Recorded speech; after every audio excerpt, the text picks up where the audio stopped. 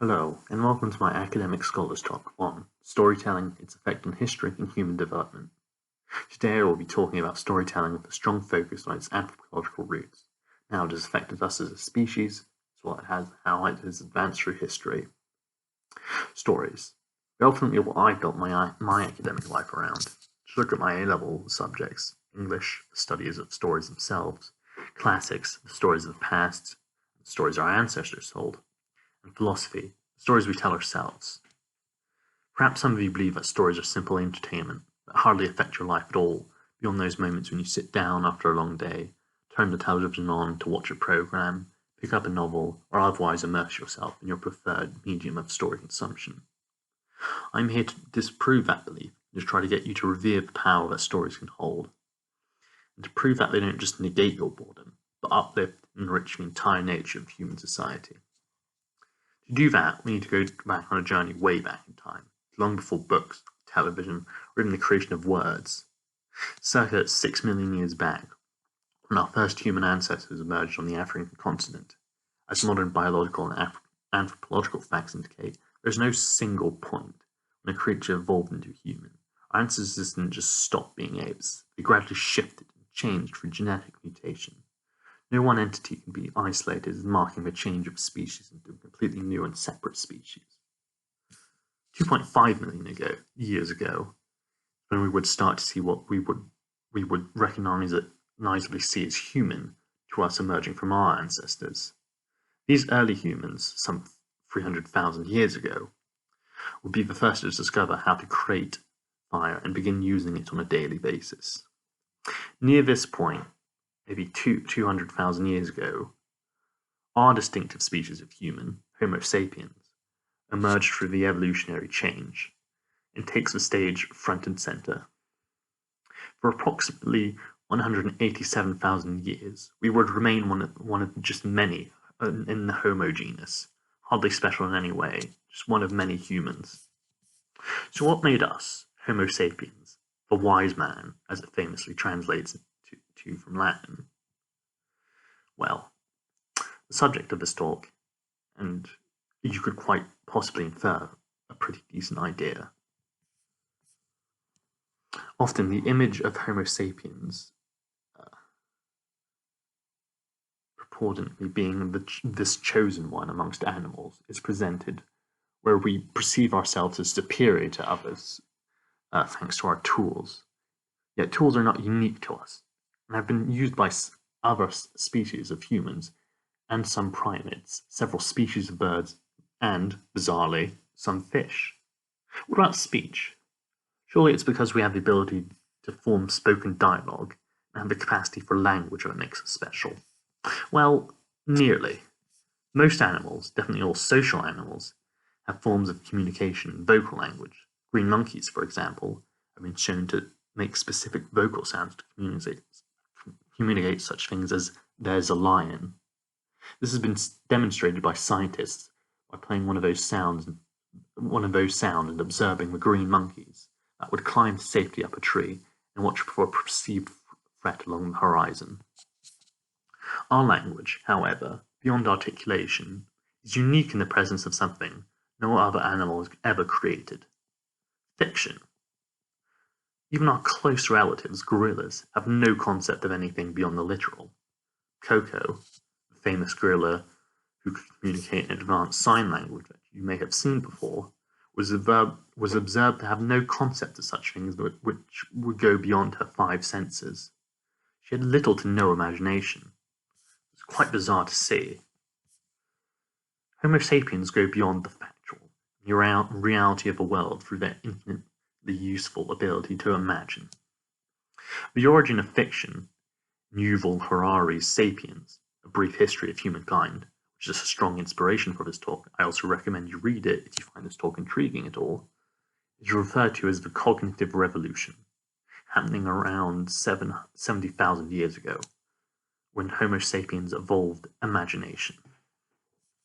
Harari speaks of a neurological threshold, which many others have also spoken of 150 people, roughly, for a Homo sapien to be familiar enough with to be able to remember, trust, and share information with. This intimate number is the approximate number of persons within a band of humans at this period in time. To create a society, information needs to be spread further than this. The solution? Fiction, legends, myths, fables, folk tales, stories. Once a common basis of mythos surrounding something, larger and larger groups could have this mythos told to them. They could follow the instructions given in this mythos, created by this shared community of humans. One could never gather 500 humans together to do anything before fiction, but give them something common, something shared, some shared imagined reality, perhaps of ancestral spirits, or the god of a great boulder, who wishes for them to gather under the one chosen leader, or even simply subject concept of common good, and they will unify, even if they don't know each other, which is incredible.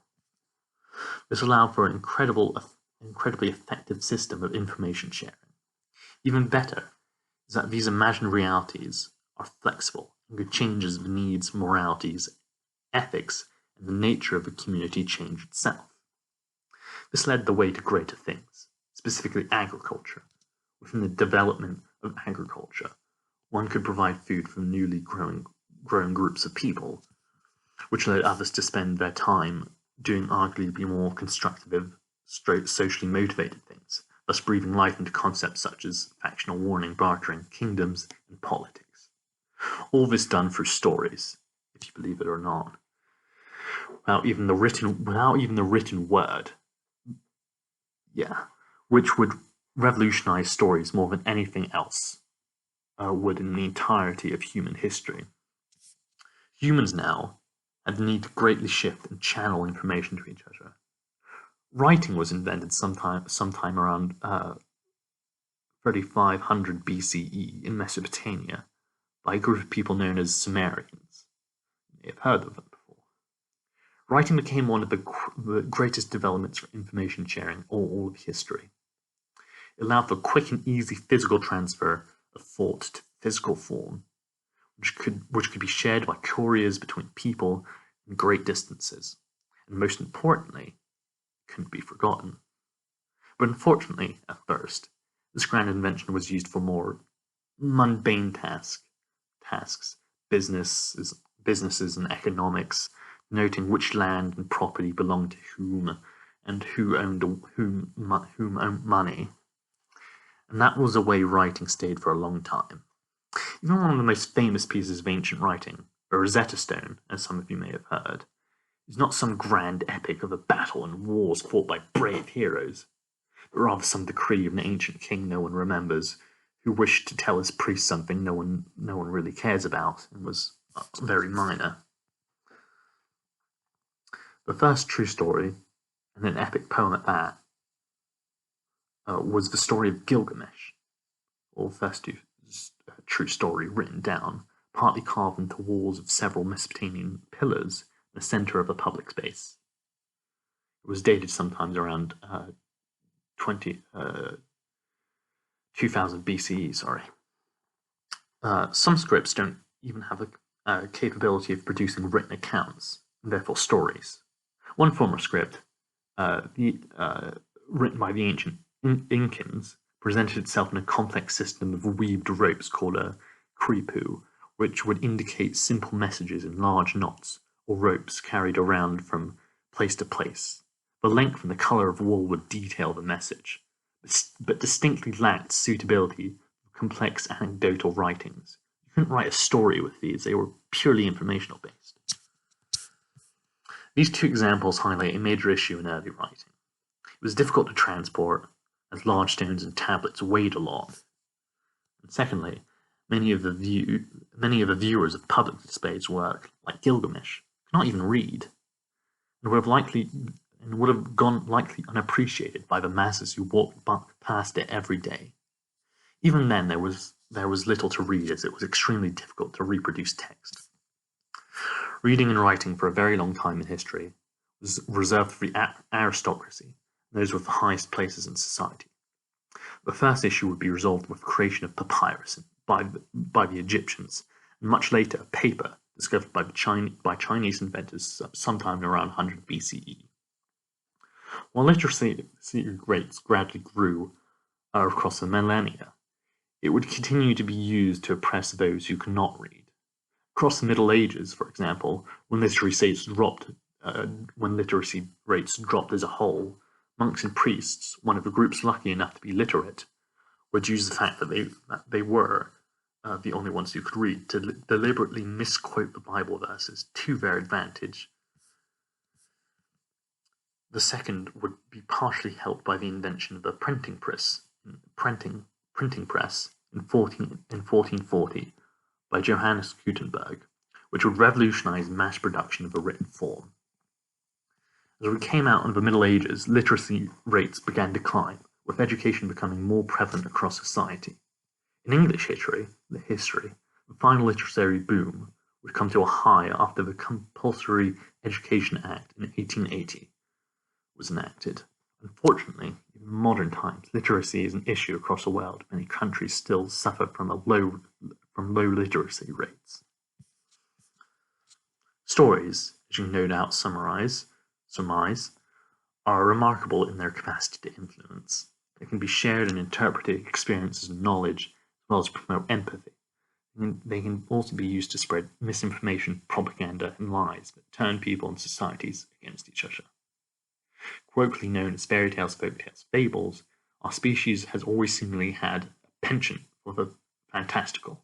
Creation myths, monsters, pixies, godlike beings and deities, ancestral beings and spirits, and innumerable other entities, and even worlds have come to life for our collective imaginations.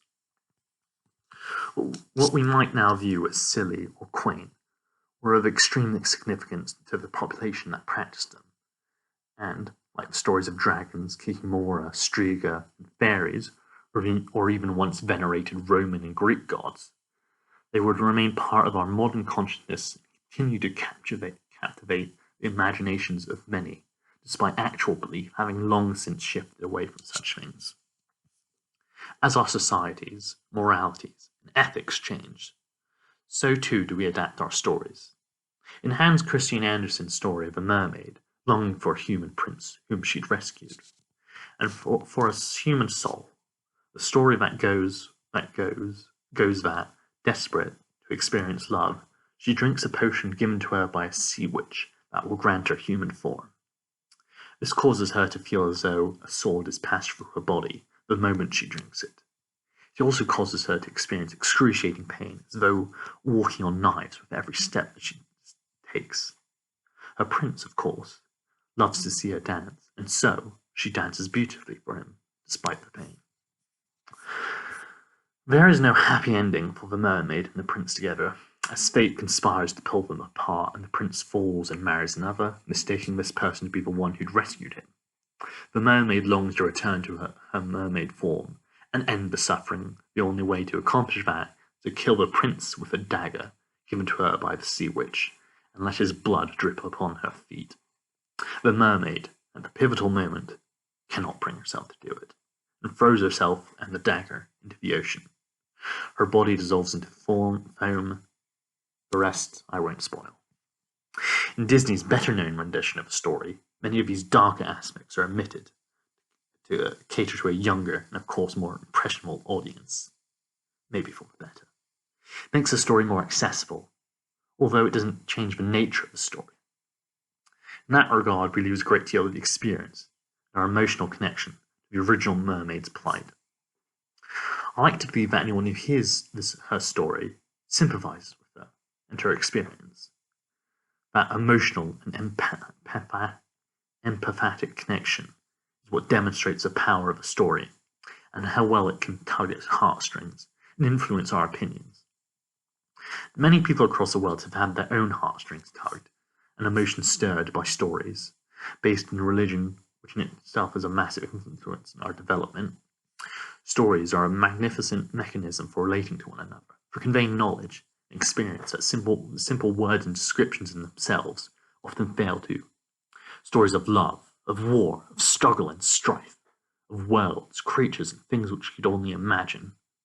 They give us a way to reach out to one another, and to surpass the mundane, but also to invent and create.